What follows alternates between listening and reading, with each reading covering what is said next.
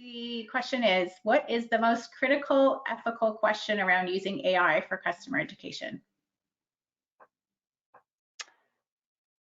The learning of the language model, I think, that training the language model and making sure that what we've got is not already biased, or that we're not incorporating even more bias into the way that we're building out the content.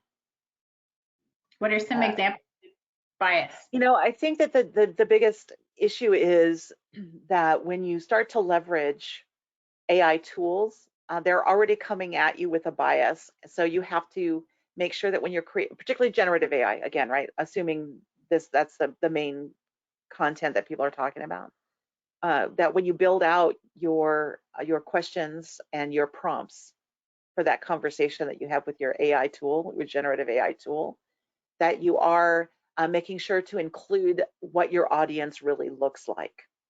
So there's a couple of studies out there that deal with the DEI, right, diversity, right? Yeah. And it took one person 17 tries in asking AI to generate an image that included a handicapped person of color. Interesting. They had to refine the prompt 17 times to get to a point where that was in the audience, right? That the options included that particular aspect of their audience. So I think it really comes to knowing your audience. And again, this is not different, right? In customer education, you need to know your audience. Yeah. And if you know your audience, then you can build the prompts in an ethical way that is less biased than what might come to you, right? What might already be a part of the language model.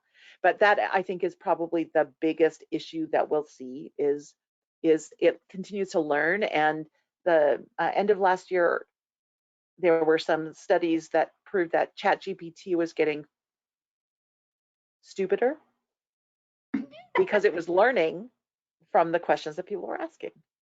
Oh, interesting. So